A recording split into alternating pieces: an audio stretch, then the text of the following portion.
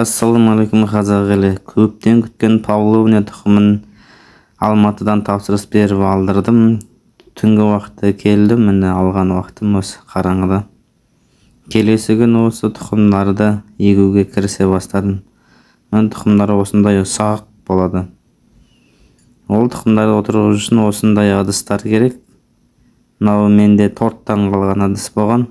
Лақтырмай сақтап, осыны дізеде іске керек болады деген ой болған. Мен осы ой іске асып жатыр. Тұқымдарды бір-бірден арасын ашып егіп жатырмын. Міне бүкіл тұқымдарды біртіндеп егіп болдым. Арасына тым жақын болмаған дұрыс.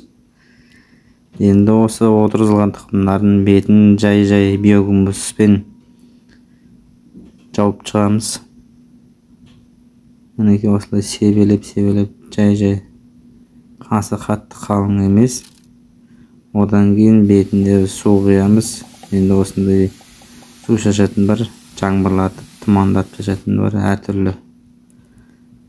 Міне осындай қорапта менде 3-шеуіне қойдым, біреуісіне стаканға су құйып қойдым тұқымдарға.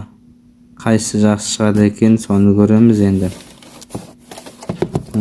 Температурасы бар ішінде, градусник 20 градус ұстап тұру үшін ішінде жарық шам жағып қойдым. Қораптың ішінде тұр осылар. Енді нәтижесін күтеміз. Каналға тіркеліп лайк басайық, қолдау көрсетіп отырыңыздар.